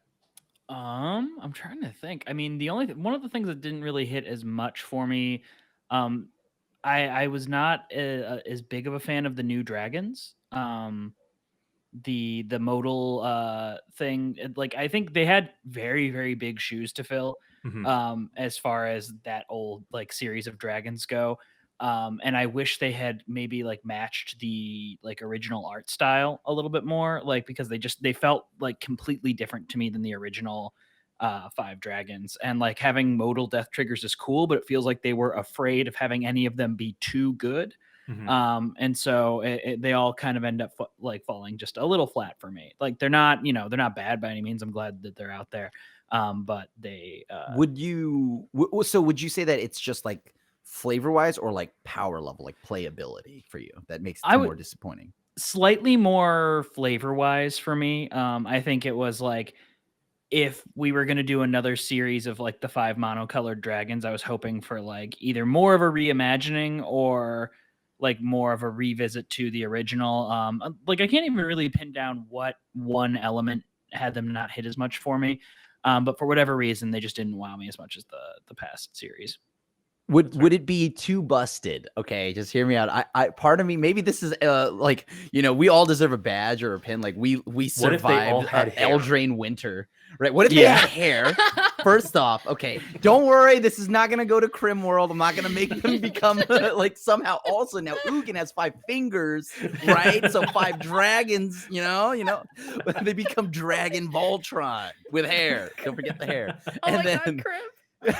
Okay, but what if they had both abilities? It wasn't modal when they died. Because I feel like Commander 60 card formats, these don't do anything when they enter the battlefield. That's big. And maybe I'm spoiled by, once again, I survived Eldraine standard, right? But like maybe that's the Eldraine and the power creep getting to me. But should these not at least maybe like one of those things happens when they ETB, the other happens when they die? Yeah, I think, or doing like an ETB trigger series would have been fun, like to match the death trigger series. Like, right. I think there was maybe like a more interesting way to explore that design space. And some of it is just like, the original art on like Kaiga and Kakusho is like really, really incredible. And like, I would have loved to see a little bit more of that style. And I understand that didn't quite match the like modern aesthetic that they were going for.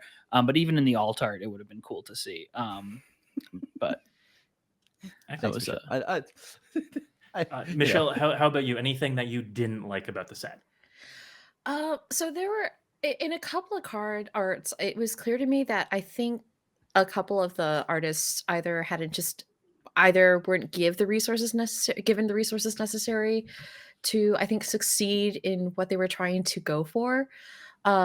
Namely Teachings of the Kirin, which is a green saga, and I like it because it basically describes how the Orochi lost their legs, which is really funny. Also that they're like they don't have boobs anymore, which is also really great. I'm like, thank you. What were they doing there? They're not mammals. I don't understand. Like, it makes no sense. But how will the pack sell? So, so I and this is just coming from someone who I'm gonna state like I'm Vietnamese, I'm not of Japanese descent, and I am not a master of Ikebana. I've just taken several classes.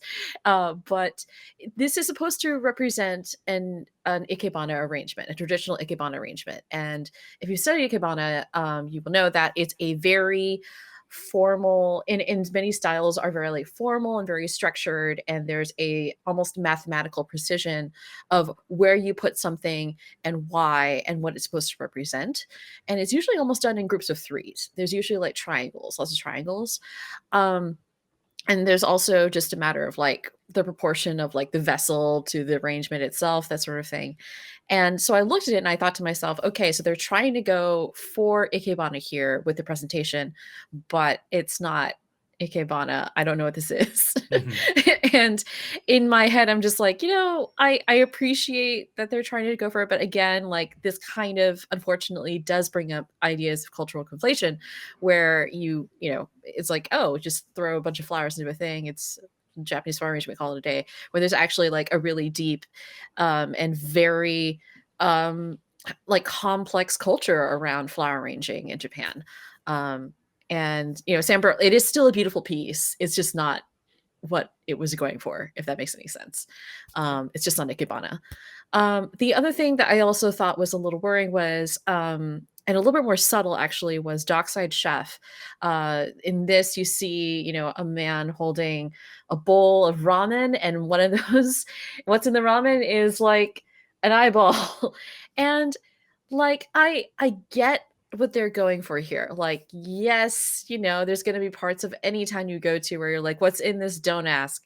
But there's a lot of unfortunate stereotypes about what Asian people eat, what our cuisine is like, and a lot of really negative connotations around Asian food. Like traditionally, we can eat things like chicken feet or like balut or something like that, that is considered by other cultures to be weird or like just why would you, but it's just part of our culture and who we are. And so something art like this doesn't exactly help that impression is what I'm trying to say.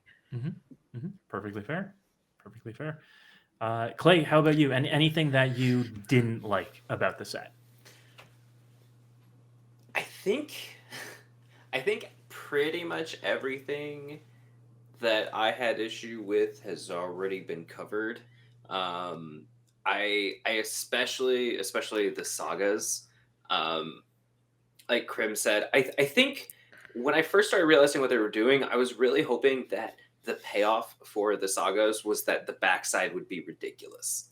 And I don't think that would have been a bad way to go, right? Because if you pay this mana and the enchantment lasts for 1 turn, 2 turn, then it gets like that feels like a worthwhile cost investment to make to get just an absolutely bonkers creature on the other side, especially since especially since their references and homages to creatures and from old Kamigawa, like having this like the Azusa or Konda, you know what I mean? Like that felt like that could have been an opportunity to kind of like really push the envelope a little bit. I understand, like Crim said, in limited enchantment remove, it can be tough, and they don't want to like break that environment. But it would have been nice to have some. I hadn't thought about the dragons until Dan said it, and then I realized that I hadn't thought about the dragons. And for Kamigawa, that was kind of like a sign that when they got previewed, I was like, oh, that's cool. The new dragons are here. And then from then had not thought about them until Dan said it. And I was like, oh, holy shit. Like that's kind of a thing. Yeah, I think stretching out of Kamigawa, the precons, the blue-white one is probably the coolest precon I can remember seeing. As just my such a initial cool precon. It's my so initial cool. response. And the red-green one has some really cool cards, and it feels like a mess. I don't know how the play experience will be until I get to play it, but it feels like one side was like, I have this archetype and I'm going to build just the silliest deck and everybody's going to love it. And then the red-green side was like, okay, we want counters, but we want are like modified, so now that counts artifacts and enchantments. So like these are enchantment cards, these are artifact cards, these are counter cards. It feels like the old precons in that way, that they were like kind of messy because they were trying to fit a central theme and then two adjacent themes. But that's a small, I think that's a much smaller thing than specifically cultural representation or even just playability of kind of I don't know what the word I'm trying to think of is, like pillars of when you think of Kamigawa, you think of the dragons, right? Like that's an experience that like everybody's going to think of them. And so to go from legendary dragons that like were banned in Commander, right? Like at least the one was, you know, and then to then go to like, I will be surprised when somebody casts one of them. Yeah, that's a pretty far way to fall. Crim, you had something to add? Yeah. Oh, sorry. Wait, me or like, because I mean, I was just gonna say that the one cool saga that I do think should be excluded from this is the Fable of the Mirror Breaker, because the backside is actual Kiki Jiki. That's cool, right. Like that one's cool.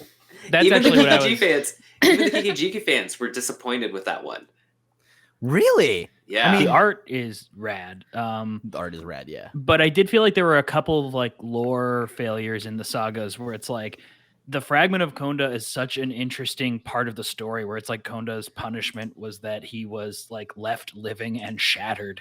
And like the Hirobi Death's Whale one doesn't really invoke the original card at all, which granted it's like a pretty busted card, or at least not a lot of fun in Commander. Trust me, I tried.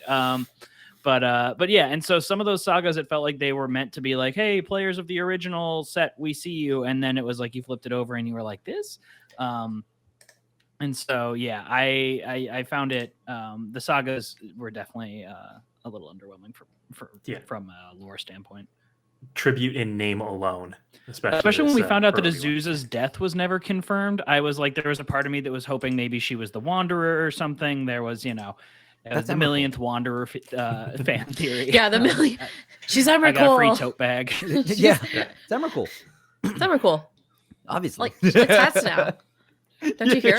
Yeah. I will. He had to leave, but I will shout out to my brother who was like, the Wanderer is my favorite. Like when War of the Spark Wanderer, he was like, the Wanderer is my new favorite Planeswalker. And previously it was Sorin, and he actually named his firstborn child after Sorin. And so then in back-to-back sets, he got Sorin, and then the Wanderer is revealed as the Emperor, and so he is riding the highest magic high right now. That's wonderful, though. Like I was astonished when I saw that she was the Emperor, and I was like, oh, that makes sense. That's so great. Oh, that's so sad. Yeah. Oh, that's so complicated. And I was really happy that the lore actually dove into, yeah, that's complicated. It's not great. Kamigawa is suffering. I think they did a lot of really cool things with the Wanderer and the Wandering Emperor here in particular, like the whole like untethered from the planes and drifts between them, and not having a Planeswalker name either is a really cool little bit of uniqueness to her too. It makes me wonder if there's still more secrets going on, but maybe I'm just experiencing fan theory withdrawal. Don't worry, Crim's got you. I've wondered the same thing. Right I've wondered the same thing. Yeah, Crim, could you explain a dragon with hair to me real quick? Just so yes, I easy? can. Do you want me to show you how this ties to the Wanderer? What if the Wanderer used a guitar instead of a sword? Oh. I'm just imagining this power hair metal like the van with all of this art just like spray painted on the side, and for real. Okay. Here look at the original Jungen as well. I'm pretty sure that he's got a huge lock of hair to him too.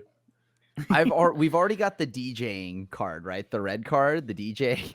Yes. The DJ card, yeah. So we've got music is canon in Magic, Chris, right? Tawashi Song Shaper.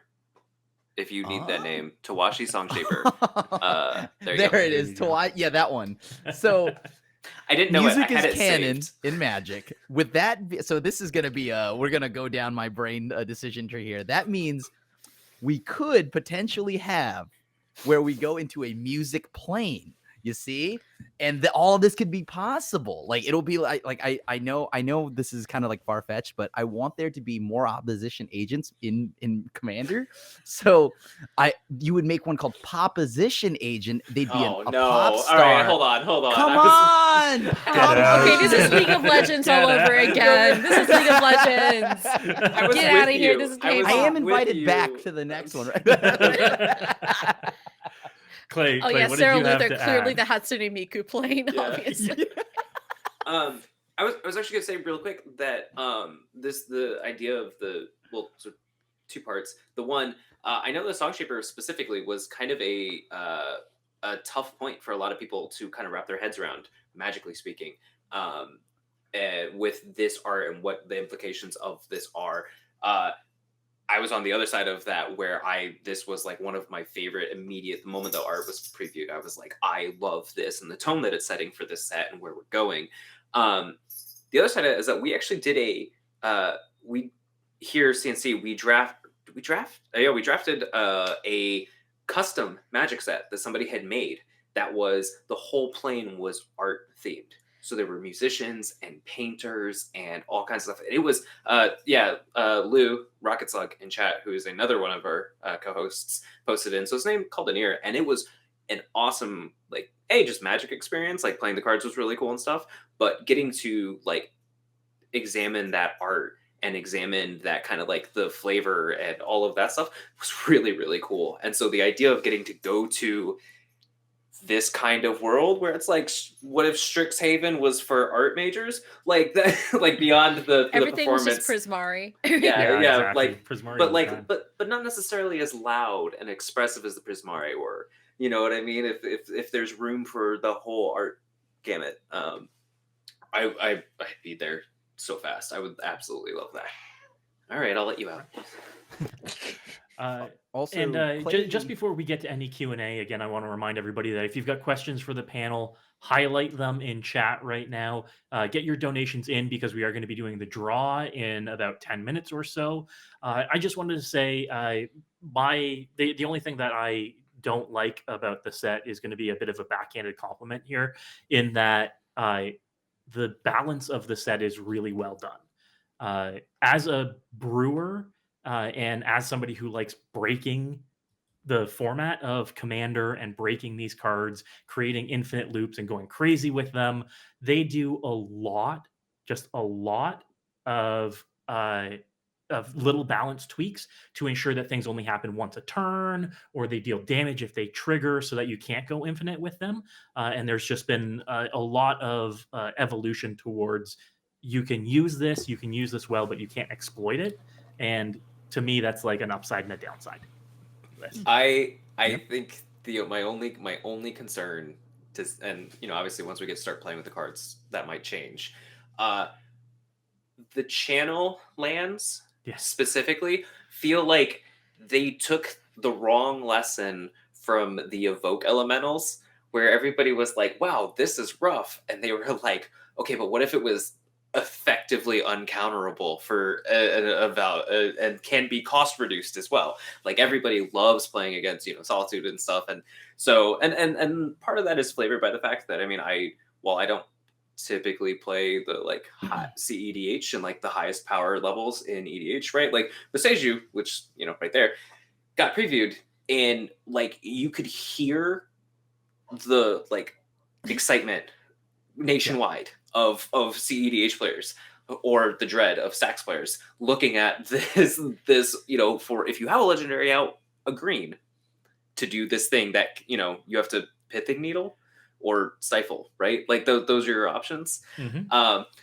Dodges the rule of law effects, which is heavy in CEDH right now, letting you only cast one spell a turn. This isn't a cast a spell, and it destroys those effects. So yeah, so the channel lands are the only part of this set that like jumped out at me as a like, ooh, is this and it's an untapped land, so it's just a free green source. Like there's no reason not to run them in every deck forever moving forward. I said as much during my set review as well. Like, these will just slot in the place of a basic land in every deck forever. There's no reason not to.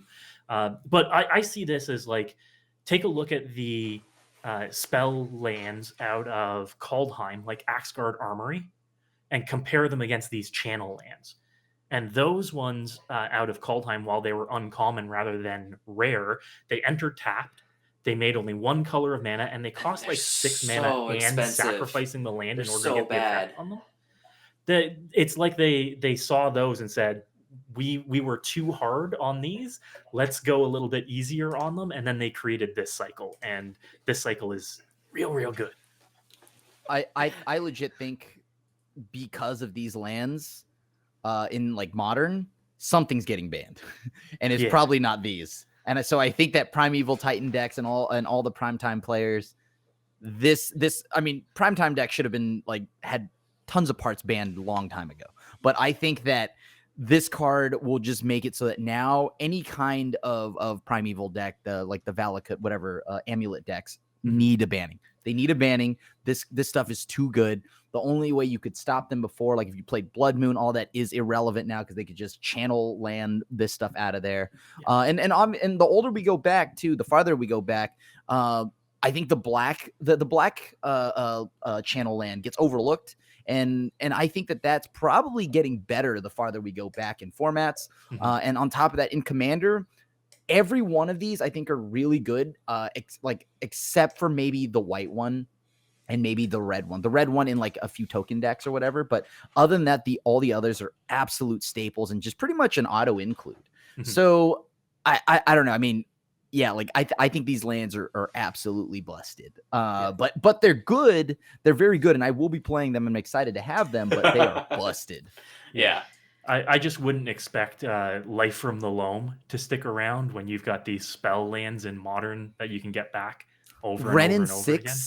Ren Plus and 6 this is gonna just be like, okay, that's just disgusting, right? Like that loop of Ren and 6 plus any of these lands. Like imagine like playing like the 4-color, 5-color control decks that have Ren and 6. If they have access to that blue bounce land, you're going to be very annoyed when that happens to you every turn. Yeah, well, especially No. because Ren and 6 being a legendary permanent discounts that activation cost as well. Like, yeah, it's so good. It curves perfectly, by the way. Exactly. The flavor. Oh, is it only legendary creatures? Even Oh, if it's only legendary creatures. Okay, sorry. I thought it was Regardless, legendary. if this were 4 mana, 3 mana, like whatever, it doesn't matter. Full retail, I would. It's on a land. I'm still gonna love it. It's something I can get back with Ren and 6. Exactly. So kind of busted. All right. Okay, folks. So we are going to turn it over to Q&A.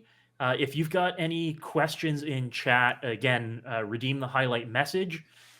Chris in my ear. If we've got any questions that people have asked, let me know. I'll ask them of our panel here. Once we're done with Q&A, we will get to our drawings for our winners. I saw that we've passed $600 donated in amazing. chat as well. All right. Okay. Wait, I had a question. Oh, all right. Yeah. We've got our first question. The question was, Crim, what are the rates to have you DM a Magic the Gathering campaign? Completely chaotic Magic the Gathering campaign.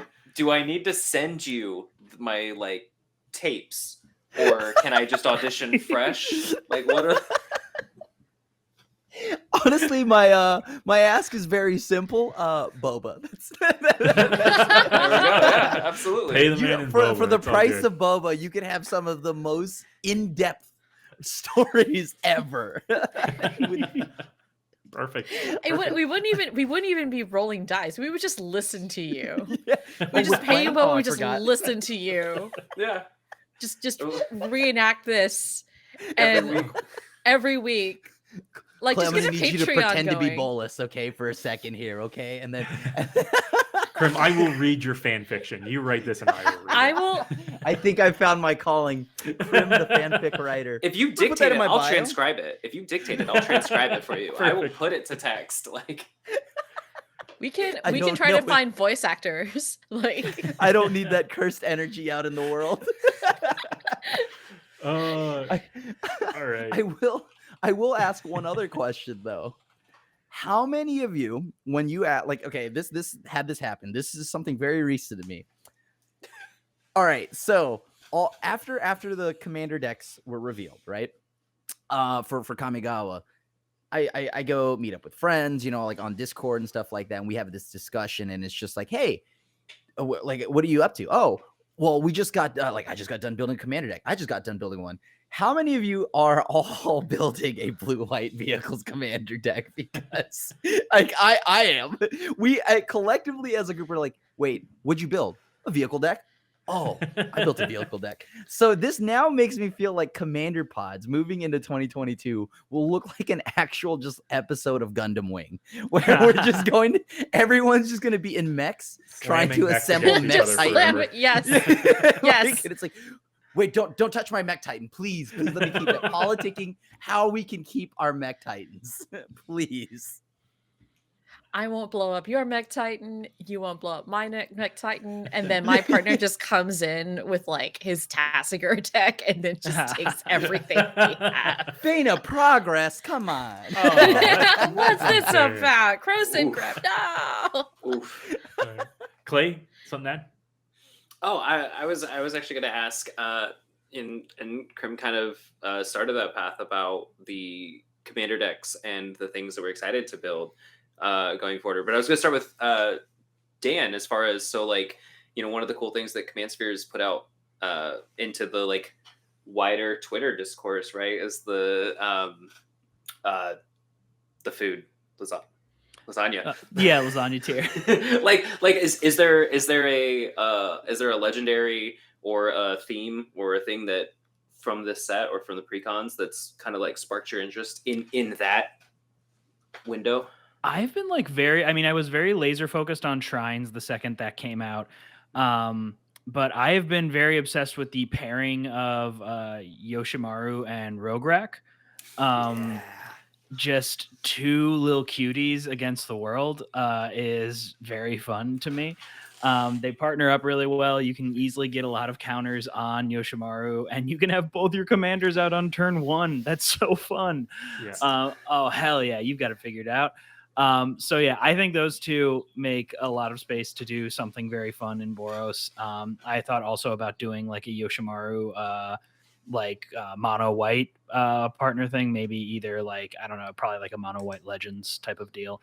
So those have been kind of my like fun picks, but then the second Go Shintai of Life's Origin was spoiled, my entire like deck building focus went into like, how can I make this fun, and then how can I make it feel uniquely mine, because like everyone I've talked to is also, it was kind of like the vehicles deck, where vehicles and shrines have been the two where everyone you talk to is like, I am very excited about that. Yeah, sorry, go ahead. Oh, that was about it for. I was super excited with the Go Shintai as well. I actually had a Golos's Pilgrimage deck with the shrines and the Theros temples and all of this stuff, and I had this like whole deck, and then obviously like the ban happened, and I was like, well, like obviously like yeah, I could play someone like another 5-color commander, but like that appeal has now disappeared because I wanted to do this specifically for the flavor.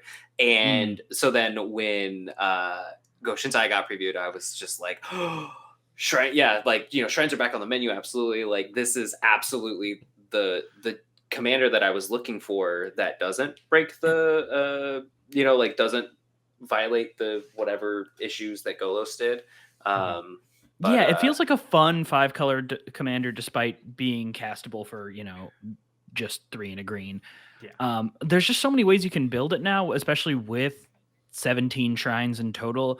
You could build shrines as self-mill. You can build shrines as like a go-wide token deck now. And so I've been like playing around with a bunch of different builds for it, just trying to see what feels like the most fun while gold fishing. So I don't really know what its final form is going to be yet, but I have come up with some very silly ideas in the meantime. So I'll be curious to see what. Oh, sorry, go ahead. I was going to say that I ended up looking at a list where I wanted to see how I could build shrines and super friends. So super friends go to the shrines. So just planeswalkers, shrines, and obviously lands. So this way, so that was an idea. And like, I also had another question for Dan, actually. I know that so like, we're all going to have a good doggo deck, right? I think everyone wants to build something around the good doggo. have you considered, because like I wanted to go blue-white with Sakashima 1,000 Faces, and the goal is to clone as Two many dogs. good doggos as I possibly So can. many I love dogs. that. Speaking my Yeah. language. Mirror gallery, right? And then and then whatever the new one is, the anthem, so they're all pumped up too. Like the doggos just keep coming. I love and, that. And they I just thought keep about- coming, and they just keep. Yeah, mirror mad like phantom, just like it honestly just keeps like chaining off and spawning new. new I thought doggos. about doing it with a Essior, the familiar that makes like your commanders have Ward 3, and just make it like a protect the dog at all costs deck, where it's like literally the entire deck is just built around making sure the dog gets cast once and never dies. I mean, If the I've, dog ever leaves the field, you have to immediately forfeit. Yeah, I concede if the dog dies. If the dog dies, I you think if the concede. dog ever dies, then that's when our inner John Wick comes out, right? Like, Yeah. Oh, you take out your other deck. You take out your other deck. You like go to the basement and you like take your sledgehammer. just grab your mono black prison deck and just walk upstairs. Yeah, it's full of like solemnly. land destruction. Like, Yeah. I I thought immediately went grudges don't to. carry over from the previous game. Oh, they do now. Oh yes, I do now. I immediately went to like a Rule 0 commander deck with Yoshimaru and Isamaru. So you Yeah. get 2 puppers and you get the 2 1-drop doggos in the command zone. But also, of course, the person in me who wants to break these is Yoshimaru Rogue Rack with Cloudstone Curio. And you have another 0-drop creature, and you bounce the 2 of them infinitely, and you make Yoshimaru as big as you want, Oh and my you can God. swing with a He's massive such a big doggo. boy. Yeah, Oh, I you get love a big that. pupper. Biggest boy. I ended up on Yoshimaru and Anaru, the green familiar. The wolf Oh, yeah, familiar. The Yeah. wolf who makes your commanders indestructible, which Mhm. step 1. But Yeah. then also, more importantly, so we can also run Mowu and get Mowu and Isamaru and Yoshimaru, and we can get some real pup action. You know what I mean? Like pump It's them up. real like, this pupper is great. power. Yeah. Pop I love action that. shotgun. Yeah. I'm just excited. I'm just sitting here in a reverie, thinking of all these dogs, and just being like, yes. All right, folks. We have one question from chat before we Oh, get heck to our winners for our raffle here. We've got a question from Corel42, our big donator for the night, our top donator here. Which side of the whole modernity versus tradition argument that happens in the background of Kamigawa do you fall on? Modernity versus tradition. is that in terms of the set and the plane itself, or like in life? Yeah, the set and the plane itself. Let's Okay. go with. Where do you feel about the worshipping of the kami and the magical spirits, or the partnership with them to progress the technology and advancements? I'm all for partnership with the kami and advance, right? I think that moving forward is always great. And why not add a little bit of some kami superpower action to our life?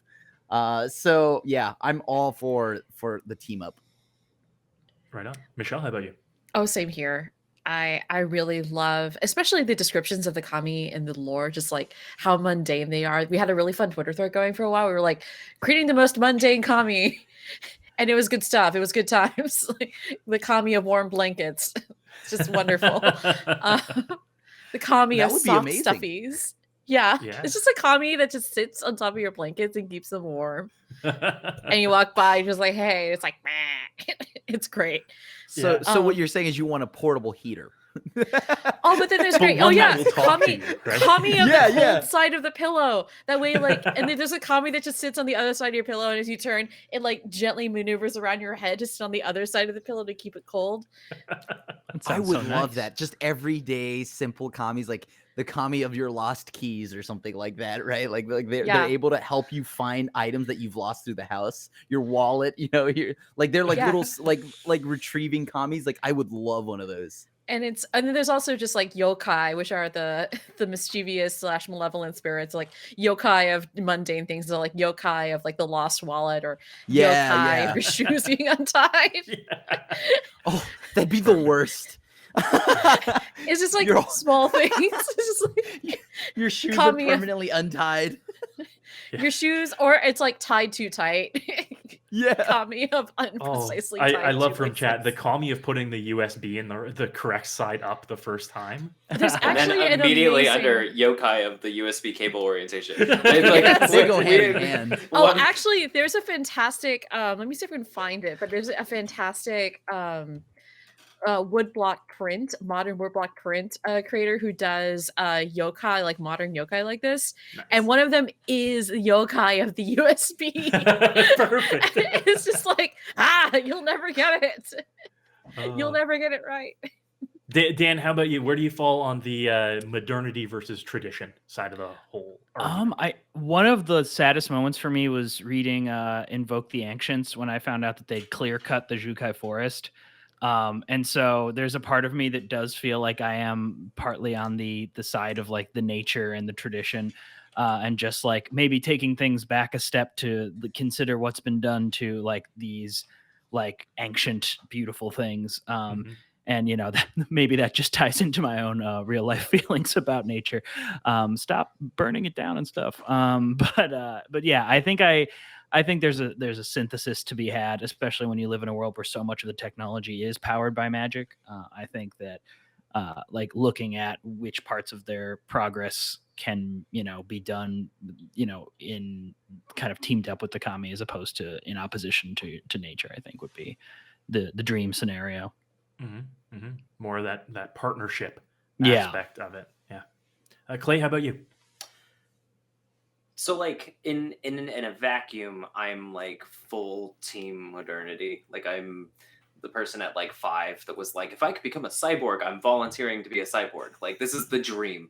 I think that specifically in the setting of Kamigawa, I think that the blending, working with the spirits as they kind of like everybody grows together is kind of like the best of both worlds, right? That's not as frustrating as the all of the issues that we face in our real world are. There's not really like that ability to team up with the spirit of the forest and this and stuff, right? Like we're only responsible for the stewardship of the planet because there is no other spirit that we can like team up with and remind us like, hey, that tree is important, hey, not putting chemical pollutants in that water is important, like. And so like in the scope of Kamigawa, like I'm definitely on like working together to grow and create cooler, newer things, and also just like being able to have the kami playing with the thopter and like all kinds of like new stuff, and even being able to give kami homes within the mechs and like all of this stuff. Like there's so much cool stuff there, but I think in a vacuum, I'm definitely pro modernity. Cool. Awesome. All right. Oh, we've got one more question from chat. Let's say, seeing the set, do you want to see another Return to Kamigawa in the future? And that's from Mishiten. Clay, we'll start with you. Yes, Yeah? absolutely. Yes, 100%. And we don't need to wait another 1,200 years because I don't think we can. I don't think that we can creatively imagine what 1,200 years past this looks like accurately. Just look at what we thought 2000 was going to look like in the like 60s. So I want to come back The here. world looks nothing like Blade Runner told me it would. The world. I do not have myself lacing boots or a hoverboard, and I'm very sad. We got Crystal Pepsi, but are we better for it? No. But I absolutely would like to come back to Kamigawa as a serious answer. I would like to. I would love to explore this world as much as they let us. Cool. Dan, how about you? Return to Kamigawa? Oh yeah, I feel like flavor wise, it was a big success, and if the community response to it is any indicator, I'm betting sales wise, it's going to do pretty well as well. So I think the stage is set to be able to go back there, and like I would love to see it like be. I love like a surprise Praetor reveal as much as the next guy, but I would love to just get into like the real nitty gritty of like, the plane itself and like just see some of the smaller stories taking place within there. And so, yeah, I would love to see it again. Some more of these factions that have formed interacting with each other kind of thing would be. Yeah, really exactly. cool to see. Awesome. Michelle, how about you? Return to Kamigawa. I think that would be amazing. I would love to see a return to Kamigawa. I don't know if we necessarily need to go fast forward again, because like then we'd end up in, I don't know, Facebook's metaverse, and I'm just not about that. Oh no! Everything's been minted. Everything's It's like- non-fungible. That's Tezzeret's ultimate goal. It's Tezzeret just wants NFTs. to mint the Yes! players. Tezzeret That's is why an he NFT stole bro. all Absolutely. of the Yes! Fundraiser projects. He NFT'd all of those little volcanoes. Yugi, I've been minted into the blockchain. That's what the prison realm is. Bolus is an Nickel NFT. Bolus is an No! NFT now. Bolus is totally an NFT. Aggressive mining. Oh god. My brother So- made me into a dang NFT.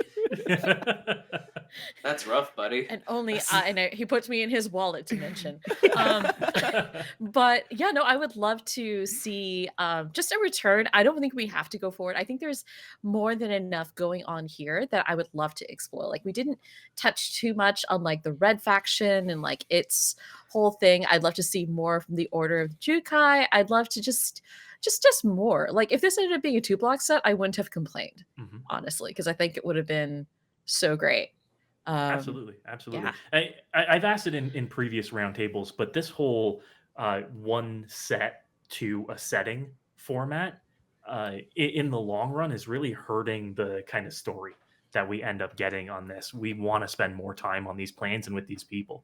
And the Vow Hunt thing really lets you see what we could have, Yeah. where it's like, yeah, they got to tell such a complete story between those two. Mhm. I would have loved it if this had been something like that. Yeah, likewise.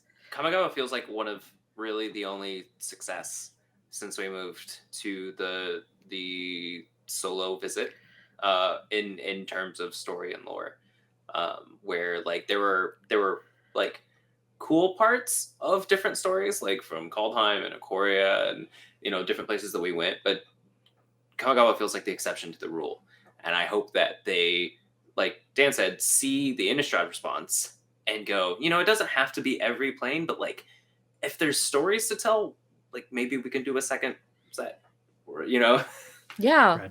Like, Yeah. New Capenna is coming up, and I don't know, I'm just saying, there was Godfather 2. Some say it was the best one. Not 3? Yeah, there was also the Godfather 3. What Let us 3? never There wasn't mention that 3. again. Am I allowed to say that? There's going to Crim- be like a card in New Capenna with just like, I don't know, My the daughter's day of my hugging- daughter's wedding. just is My like what it's daughter's called. birthday, yeah. Obnix was just hugging someone, and the title of the card is just like, I know what you did. I knew it was you, or it's like, I knew it was you, just hugging. Oh, perfect. Crim, how about you? Last one. Are we going to, or do you want to see a return to Kamigawa? I much like how I think the Star Wars mainline universe, right? I'm happy they're breaking away from all the Skywalkers and they're exploring just like the world. I think that if we can just go back to Kamigawa, like doesn't have to be 2,000 years into the future, some following, I don't know, Jace, all these other people, just more stories of the factions is more than good enough. This is also kind of like why we used to have 3 set blocks. And though I admit that was a bit long, standard wise, now we have like these single sets and then it's just on to the next plane. I think this is where I wish we got 2 sets out of this. I wish this was Kamigawa was 2 sets, just like how we had Battle for Zendikar, Oath of the Gatewatch, right? I think Magic is perfect at a 2-set block. And this way they don't have to cram everything. They get as much breathing room as they need to tell whatever story narrative they want, while also incorporating certain cards, however they want, and then the reveal later. Like, imagine if Jin was revealed in the 2nd set. That would have been pretty cool. They would have had more time to tell a story. So personally, I think Magic should go back to 2-set blocks. So, I agree. and hopefully they do it again with Kamigawa. Perfect. All right, folks. So that's going to wrap it up. We are going to announce our winners. I do want to say that we hit or are just 10 cents shy of $750 Wow. donated Whoa. tonight. We have Wow. $749.90 donated tonight. Thank you, everybody who has Amazing. donated. Thank you, everybody, so much. And of course, we are raffling away some fantastic prizes. So congratulations to these winners. I'm going to name them out. But our Infinitokens prize pack is going to DMG LOL. Congratulations. We're going to be reaching out to everybody Woo! directly Congratulations. as well through Twitch. Our Kamigawa Neon Dynasty pre-con decks are going to Rob G, as well as Captain Novorograd. Congratulations. Our Pinfinity pin sets are going to Sero Luther and Corel 42, our top donor for the night. Hell yeah. Congratulations to both of you. And then we have a boatload of Arena Gems prizes that are going out as well. I won't name off everybody. There's like 10 winners here, but thank you everybody who has donated. We are going to reach out directly via Twitch to inform all of the winners here. All right. Shout out to Wizards for the gems, right? Yes. that rules. Shout out to all of our Yeah. fantastic sponsors, our Infinitokens and Pinfinity, as well as Wizards, for providing all of the great giveaways tonight. Thank you, everybody, very much. And thank you to our fantastic panel for coming out tonight. It's always a pleasure getting to chat with all of you about this. Let's go around the table one more time, remind everybody who you are, how we can find you, and I want to say personally, thanks, everybody. So, Michelle, let's start with you. Who are you and where can we find you? Hi, I've been Michelle Rapp. Thank you so much for having me on. It was so much fun. It's always great to hang out with y'all. It's always wonderful to talk about Magic. You can find me on Twitter at KilnFiendPotter. You can see it in the little doobly-doo right there. And you can also find me on Instagram under KilnFiendPottery. That's where I put most of my ceramics work. And as far as my schedule goes, like you can always check Twitter to see where I'm at. But I will also have a Twitch stream every Thursday evening at twitch.tv/KilnFiendPotter, where I build Legos and I talk about lore. It's Legos and lore. Fantastic. Thank you. Dan, how about yourself? I've been Dan Sheehan and continue to be. And you can find me every Monday co-hosting the Commander Sphere with Rachel Weeks. If you want to hear us talk about EDH, comedy, everything in between. If you're looking for my writing outside of the Magic space, you can find me on Twitter at It's Dan Sheehan. You can find my book. It looks like this. You can buy it where there are books. I'm out there on the internet. All you gotta do is look up my name. Awesome. Crim, how about yourself? You can find me on Twitter, Instagram, TikTok, all of that. And it's all at The Asian Avenger. And also you can find my content on MTG Goldfish. I do gameplay, I do Commander stuff. I constantly try to do non-gameplay stuff for Goldfish too. So you've probably seen some of that. And then of course you can find me at twitch.tv and then /Asian Avenger. And lastly, the MTG Goldfish Commander podcast, and then my Nissan podcast if you're looking for anime content. Fantastic. I don't know how I sleep. I do too much. I need to go to bed. All right. Clay, how about you? Hi, friends. I'm Clay or Claybee. I'm the CNC representative here. We're thrilled as always to get to host these every single time. It's a blast to get to bring people together and talk about the new set and the new cards, and I laugh endlessly every single time.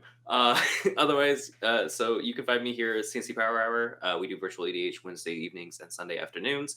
Otherwise, you can find me playing Magic the Gathering throughout the EDH community, different streams, YouTube videos, and stuff like that. You can also find me playing D&D over on the Venture Maidens every other Monday. We're doing a Theros campaign with Callahan and Charles from the Mind Sculptors, Lenny Woolley, writer for EDH Rec, and our DM is Sage, who is also like on their regular time a regular member of the Venture Maidens channel.